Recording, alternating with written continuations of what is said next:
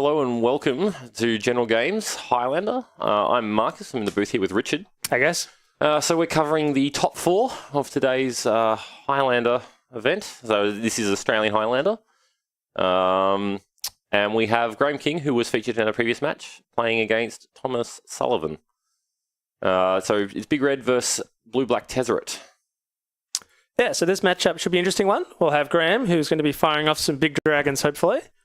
Yeah, well, so it's the Big Red. It's the big stuff, big dragons, just big red creatures, versus a bit of a sneaky-ish kind of deck. Like, not...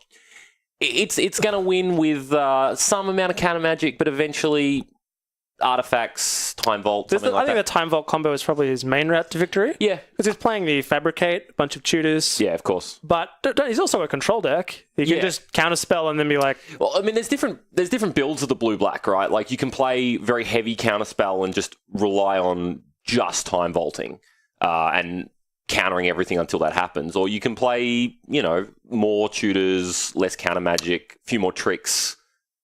Yeah, I was just having a chat with him before, just had a Goldfish game. Okay, sure, yeah. And from the looks of it, his deck is definitely more on the control spectrum. Okay, cool, Like he's running Counterbalance, which is certainly a sign yeah, that... of course. Yeah, I have seen his list, of course. So he's starting off with a Duress.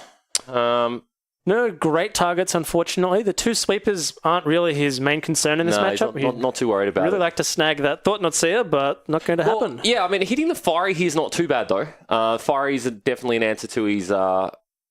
to the artifacts. Thing is, once he knows about it, he can play around it. Yeah, true. Though, I mean, he's probably still has to take it. It's probably better I think it's his only choice here. But definitely, it is something that can be played around, but at the same time, not having to makes... save some effort. Yeah. I'm not sure exactly what his points are. He might have some Moxen in there. That certainly would make sense with Tezzeret. Yeah, for sure. Actually, yeah, I don't know his points. What are... I haven't seen them. I was just looking through the deck, but we didn't get... I mean, Time Vault is obviously 3 points. It's gone up to 4. Of course, I forgot the new update. Change, yeah, that's right. So Muddle lost the point. He gets to play Muddle still. So he'll definitely be playing Muddle. Yeah, so the points breakdown generally remains the same, but it still leaves him with an extra 3 points. So I'm not quite sure what I wouldn't be shocked to see a Treasure Cruise or a Dig Through Time in there. Maybe in this build of it. The Moxen do go up when you're playing Tezzeret. Yeah, of course. Well, go 0 and go get some mana. So it looks like it will be taking the Fiery Confluence. Yep. Which is pretty much as expected. I guess he's just writing down, thinking of his lines, deciding how to beat that Thought Knot, which he doesn't want resolving. No, that is a paddling to any player. Time Vault goes to the graveyard. It's not so bad, but Exile not so good. Yeah, not as good. Not as good. So what are we looking at here?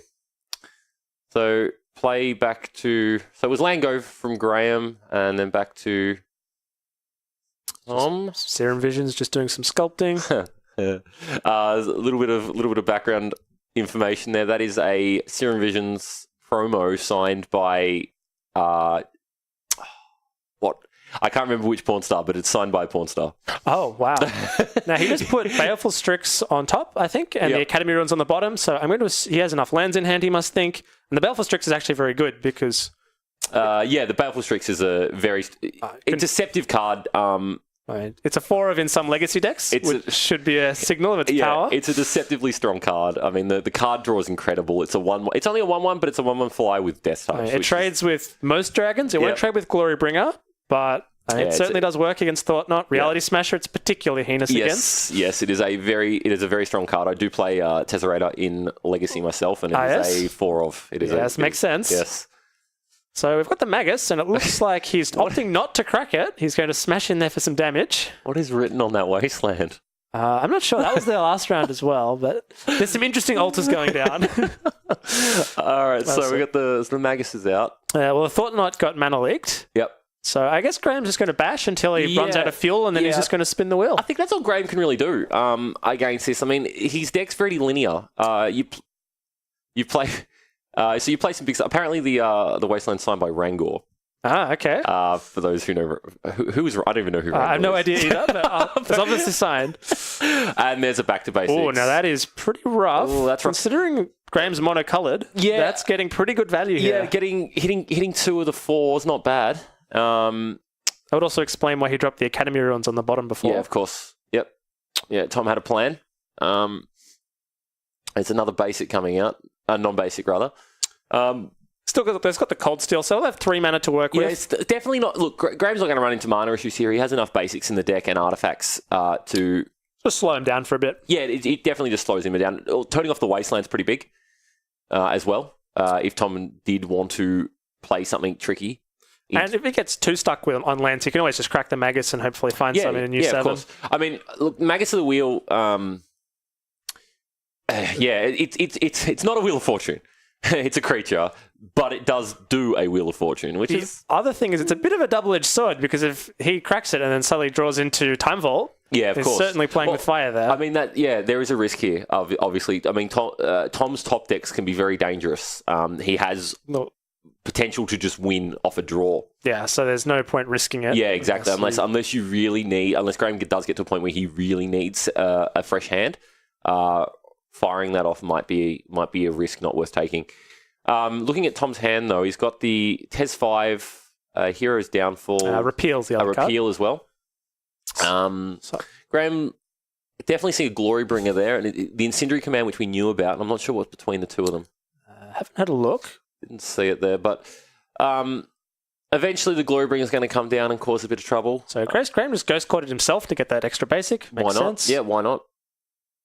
Bit unfortunate, but got to do what you got to do. Yeah, I mean, look, so it's mana neutral on the turn that he does it, but for every turn after, it's netting him a mana that he wouldn't have had. Right, so I believe the Magus just got cracked.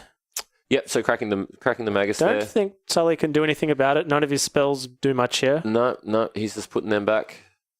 It's pretty big. Getting the Tez out of Tom's hand, there's a pretty big deal for Graham. No, I mean, Graham's hand wasn't... I'm assuming that still can't see that last card, but it doesn't look super exciting. No. He wouldn't have cracked the Magus. Yeah, wouldn't have cracked it. So Tom... Now that's a Time Vault, I see, in the new hand. Yeah, with a... It's a Cryptic Command, Spell Snare, Basic Island. There we go, bit of a better view there. Couple of basics. Misty... The red. I think that's Ensnaring Bridge as well. Yes, running the Ensnaring Bridge main, that makes sense. Yeah, with the Tezzeret package. Yeah. Meanwhile, Graham has fired off a Reality Smasher. Yeah, well, there's a Smasher. Well, that's getting cryptic, I assume. Yeah, he's not letting that resolve. Certainly not. So cracks the fetch here. Probably has to... Oh, actually, interesting. He can't get a basic swamp, otherwise he can't cast the cryptic. No. So he's going to have to lose his own land to the back to basics. Yes, has to get a... Yep. Somewhat punishing. It's interesting here. The back to basics are also a double-edged sword in a deck like this. But it's not a free roll. It's not quite as free as in Blue Moon. No, in this sort of deck, they want to play the Academy Ruins. You still want the non-basics to make the deck. There's a couple of very good ones. There's another one, Buried Ruin, which brings... Buried Ruin. I don't know if all decks play it, obviously, because it's you have to sack the land in order to put it on top.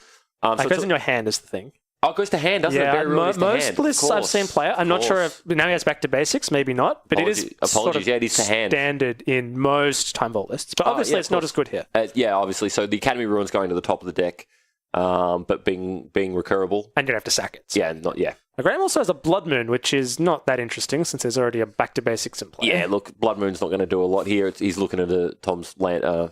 He does have a Batterskull, and I believe that's a Koth of the Hammer, so he has plenty more fuel to keep firing out threats. Life total's not irrelevant here. Tommy's already down to 12. What? Oh, it's a Voltaic here. Maybe I was wrong when I said he had a Time Vault. I think I got Ensnaring Bridge and Time Vault confused. Yep.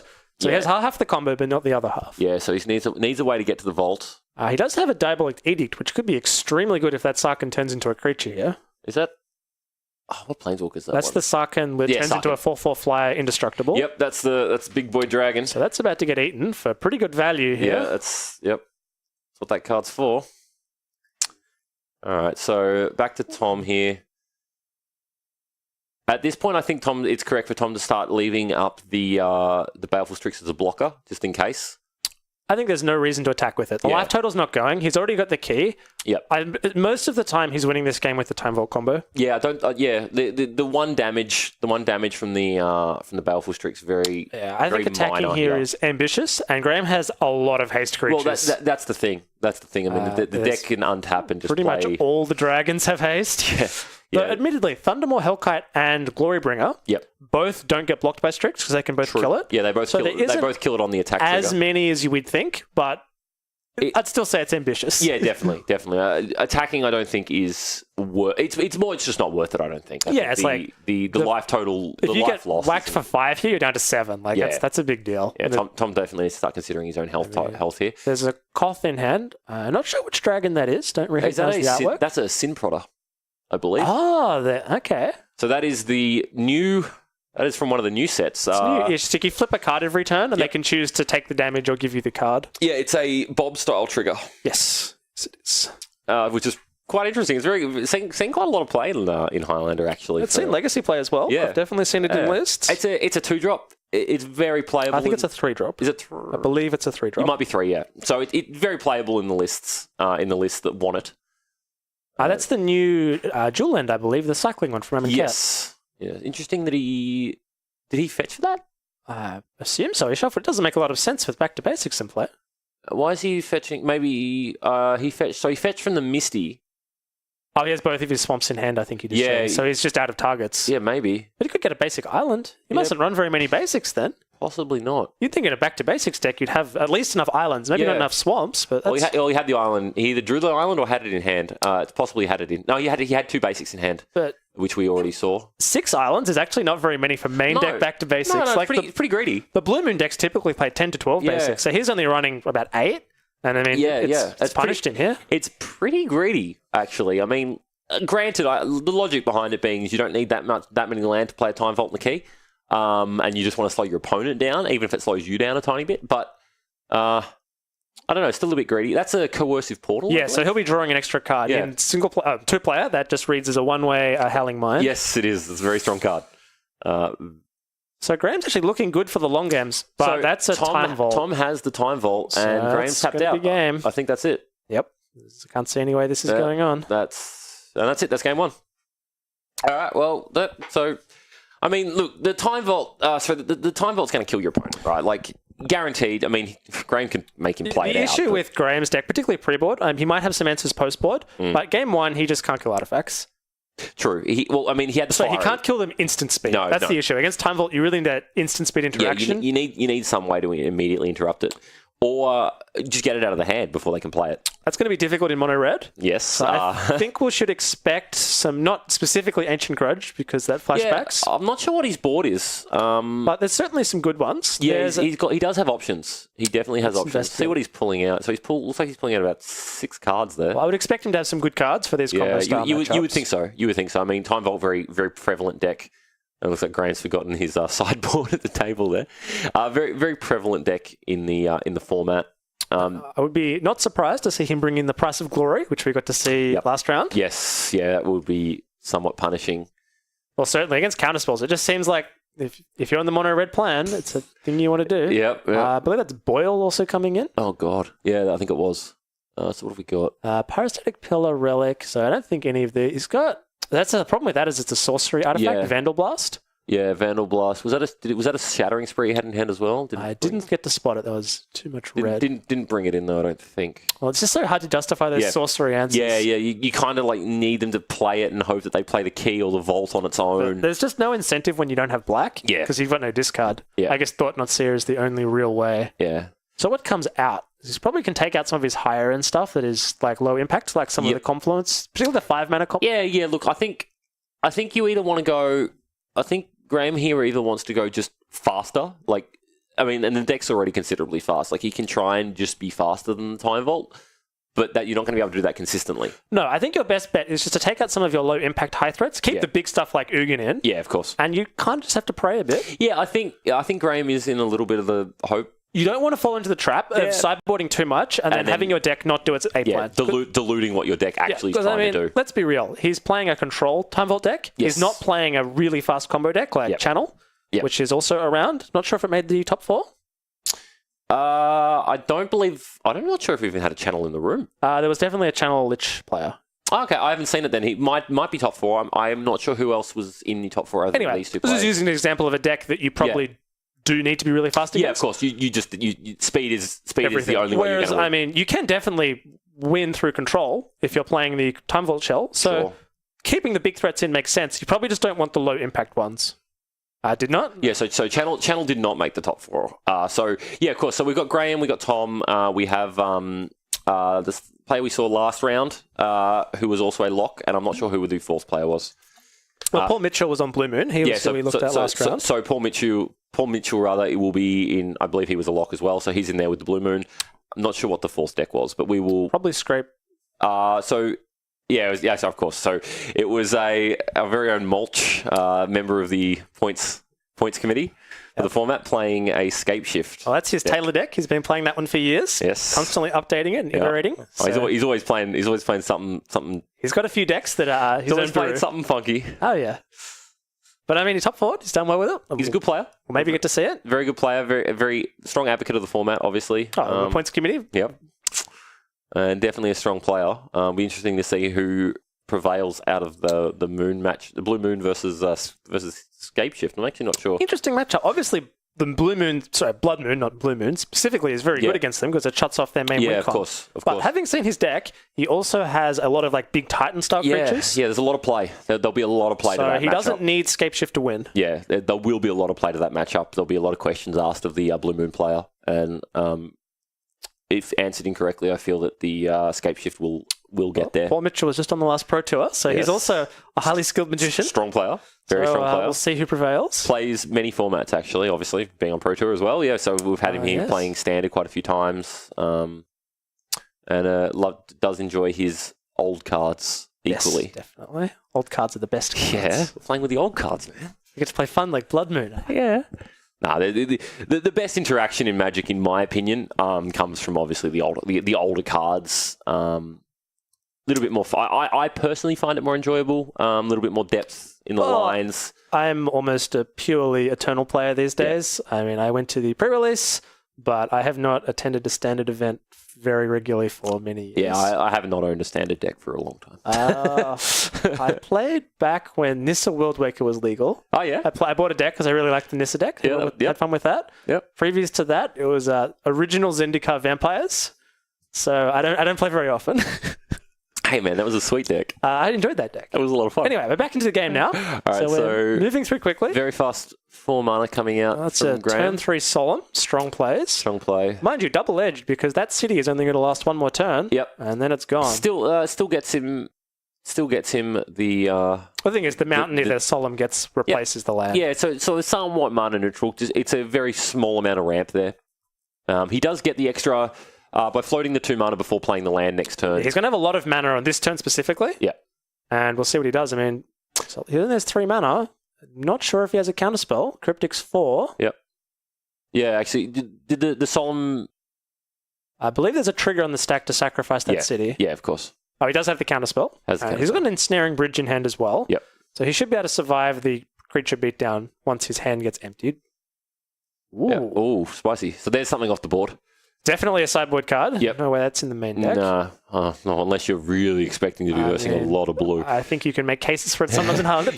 You can. People love their blue decks. You can. That is an alpha variety of the... Well, Graham does own the full set of Power 9. He owns his old cards. He does like... He very much likes his old cards. All right, so the blast targeting the counterspell... So the Thought-Knot Seer resolves. So he's taking the Cryptic, so he's not risking the chance of Sully ripping a land. Hits the Cryptic. At some point, that City of Traders will need to be sacrificed. I would think you'd want to take Toxic Deluge at some point. That card wipes the board. At a cost. I mean, at a minimum to, cost him 6 life, but he's taking 6 a turn anyway. Yeah, that's the thing. The thing is, if he doesn't do it, what's he doing? He can't even hear his downfall without a second black. Potentially, yeah.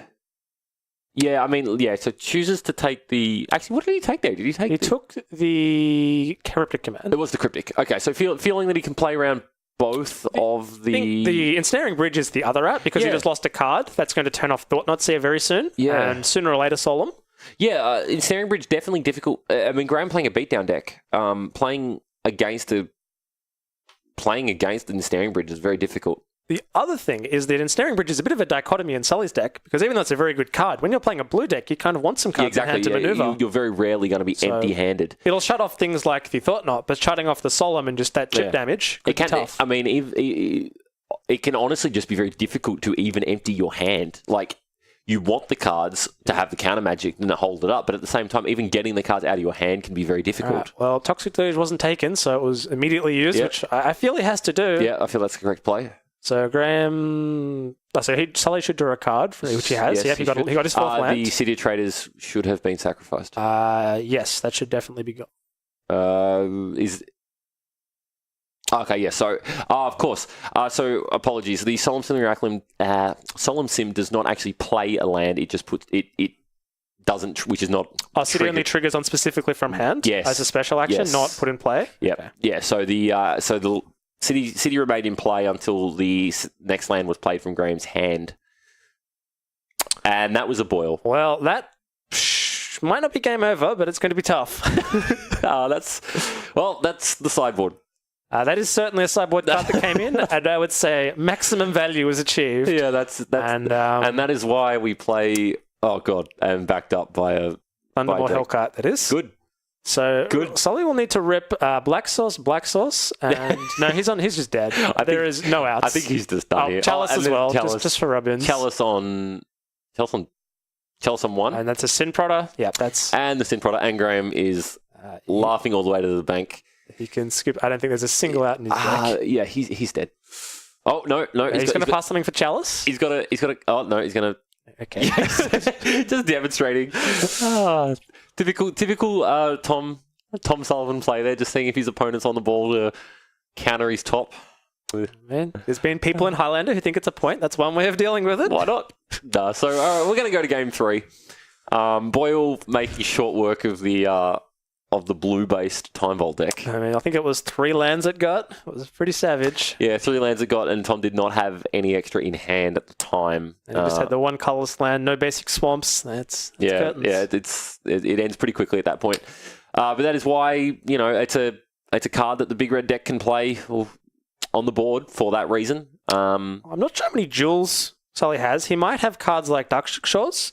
Yeah, I believe so. Get around. He probably will play some number, but I'm not sure how many. Yeah, I mean, we already sort of established that he's not playing that many basics. Even if for a deck that's even playing a back to basics, he feels as though he's not playing that many basic lands. No, he really isn't. So I'd assume there's some number. I mean, he's probably playing Watery Grave. He's playing the new shock land from Em and Kent. Yeah, so definitely playing the cycling land, definitely playing the shocks, and definitely playing the duels. It's like, how deep is he going? Is he playing River of Tears style cards? Yeah, of course, you can go pretty deep. There's a lot of very good blue-black jewels. There's these Shadowmoor jewel lands, which filter. Yes, there's the filters. So the options are there. Filters, I feel, are relatively playable. I mean, if you're playing a lot of... He's also playing some of the non-basic stuff. Well, he's got double black. He just flashed a Damnation, which I'm assuming was ported in. The ability to play, the double black, double blue cards off of, not without requiring to go and get. No, the only thing is they're horrendously awkward if you have your colourless lands. Yes, they can be. But, I mean, once you have some mana, they're good to go. When you've also obviously got the choice of the Signet lands if you really want to go that deep. I think it's very hard to justify them when people play cards like Wasteland in the format. Yeah, true. I have not seen a lot of Signet lands in Highlander. Except in specific decks that abuse them. Like the balance deck. Yes, of course. It's a good fun one. Alright, so it looks like we've got a hand. We've got I think that's the new cycling land. Yeah, that is new cycling. Swamp, Ensnaring Bridge, Mental Misstep. Not sure. I think it might be a Snapcaster Mage with the new art. Looks like the new... No, it's a leak. Oh, Mana Leak, and that's an Urborg. Yep. Right. And on the other side of the board, we have an Ancient Tomb into a Cold Steel Heart. Now, that is a good start. He's getting cracking. No worries about his life total. And that is a... Storm Breath? Looks like a Storm Breath Dragon, 3 basics, a Mind Stone. I think that's the new Chandra from Kaladesh. And the new Chandra. And some lands. 2 basics and a fetch there. Chandra Torture Defiance, I believe. Yes, that's the new one. Yep. So... Quite a strong opening hand, I think, from both players here. So Tom draws the new, old school Tezzeret there. Turn 2 Chandra, which should get leaked. Yes, that will walk straight into a counter spell. Good thing he has it. Otherwise, that card is turn 2. Oh, that's powerful plays. That's a powerful card on any turn after turn 2. just generally. That's... So actions back over to Tom here, looking at plays his Urbog. Colour's no longer really an issue, can cast Well, still only Doesn't has have one. double blue. Doesn't have double blue yet, but should be able to get that fairly I don't soon. think it matters with his hand until he gets to Tezzeret. No, it's only going to matter once he gets to 5 mana. I think he might be out of tools. Unless it's a 1-drop, he might be a bit vulnerable to some Storm Breath. Yes. So Graham actually drawing the Mana Vault there. I think he can cast Storm Breath without it. Yes. It would be interesting to see. He might get greedy here and try and play the Mana. He's going to get punished from the misstep. Going to get punished by the step. So he would have got his Storm Breath out. Yeah, he would have. Graham thinking longer term, I think, trying to go bigger. If he doesn't get punished, it's definitely advantageous because then he untaps next turn with the Mind Stone, even though the Mana Vault doesn't untap. Yes. You can untap that later if you need to, and it's falling off in value at some point anyway. Yep. But getting that extra Mind Stone out has value for sure. Okay, so Tom doesn't miss his land drop here, which is... Hits his second blue, which is certainly important. Makes the Dust Bowl in Graham's hand less appealing. Now, I believe he's bluffing here because he doesn't actually have a counterspell. I think he has 2 Tezzerets. He has both Tezzerets, Ensnaring Bridge and a Fatal Push. So he could have just cast the Ensnaring Bridge and have Fatal Push up, but he wants Graham to think he has the counterspell. Yep. Which is interesting because if Graham has the threats, I think he jams them regardless. Yeah, I think so. I think he's not. Yeah, here we go. So he's not waiting. Like he. So to get value from this, it's difficult to. But I mean, he must think it's worth it. Well, he's trying. I mean, that is Snapcaster. You were correct. That is the new Snapcaster. That must have been hiding because when I was just looking at his hand, I definitely had the leak in hand. I didn't see the Snapcaster. All right. Oh, well, that's certainly changed. Well, that makes it totally different. So not bluffing at all. Nope, he had it. Had the goods. Had it the whole time. And that's a Time Vault he just drew. So I'd assume he'd. Oh, it's interesting because if he jams it now, he gets a land. He can win with Tezzeret. He can just straight up win with Tez next. Chooses a safer line. Yeah, okay. So he's just playing it safe because he does know Graham has those sorcery speed kill spells. Yes. So it certainly makes sense. Yep.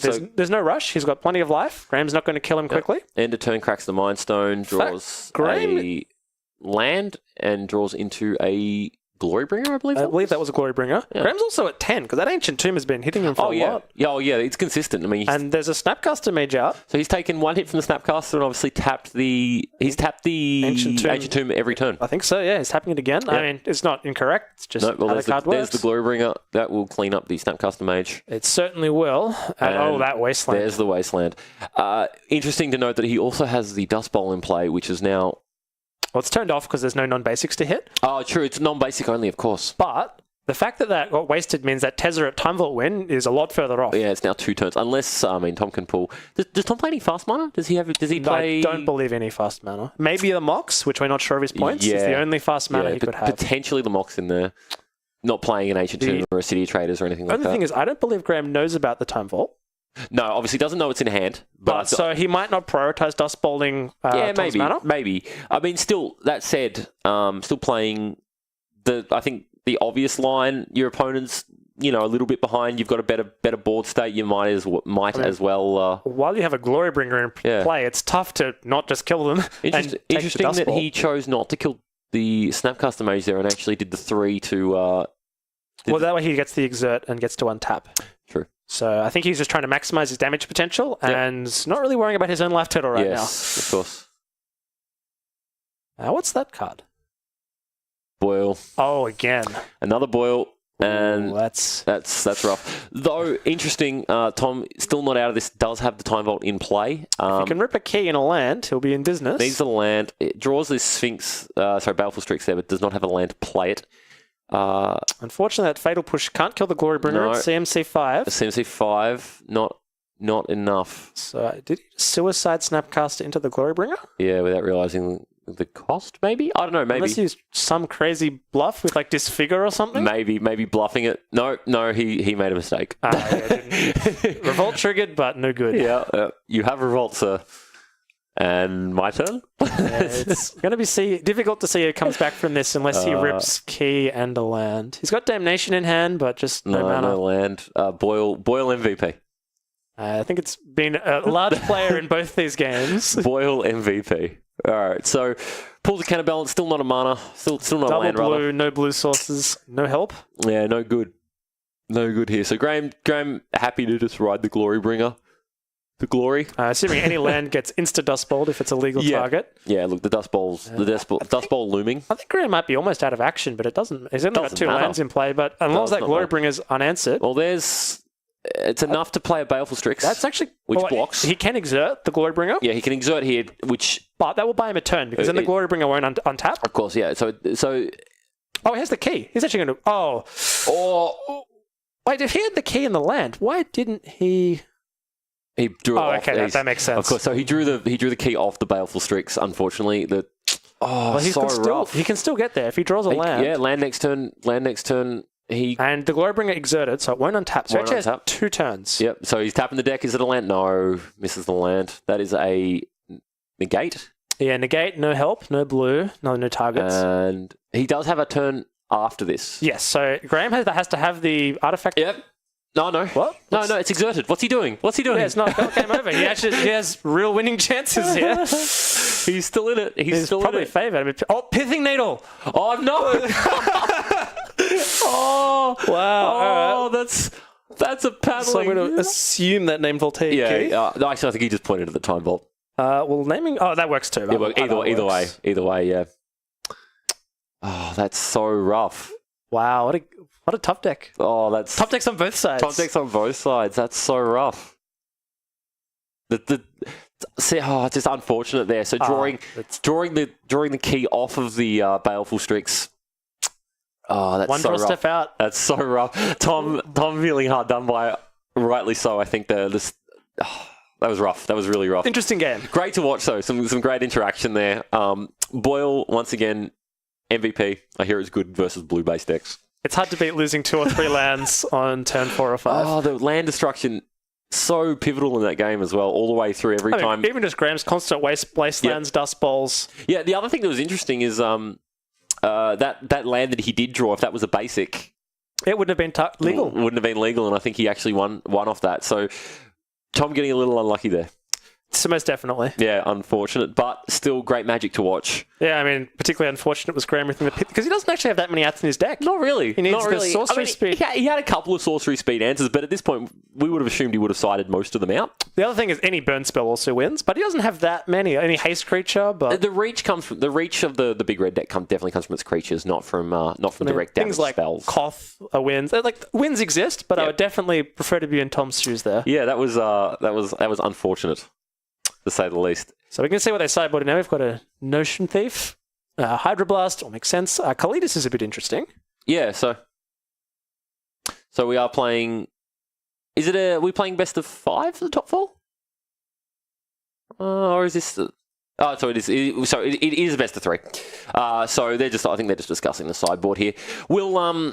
I think we'll leave it there, and we'll be back with the final of today's Highlander event. I'm Marcus. I've been in the booth with Richard. That's good. And we'll see you soon.